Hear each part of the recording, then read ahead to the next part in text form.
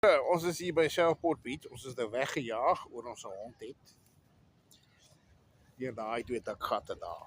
Hulle het te sleg om te kriminele te jaag. Nou terwyl hulle hier af wat hulle dan ook in hulle salaris kan verdien. Hulle is fokkops. Hulle fokkops, ek het hulle mooi gaan vertel. Maar die hondjies mag nou nie hier nie.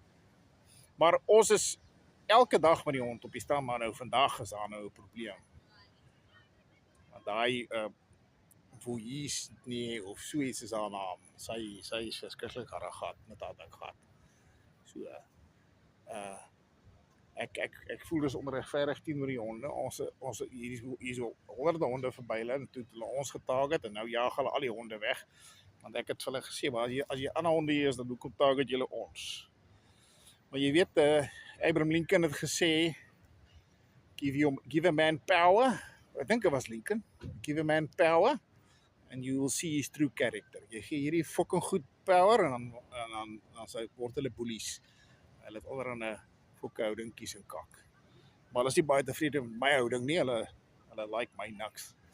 Want ek het vir hulle mooi vertel. Wat gaan jy doen? Skryf my 'n boete, arresteer my. Geen my arresteer want ek my hond op die beach het. Sy kan my nie arresteer. Al wil sy. Maar anyway. Ek mag nie die video maak hier, die kat het gesê. So, maar hier sê, die honde word gediskrimineer deur die ANC, die metropolisie van die Suidkus.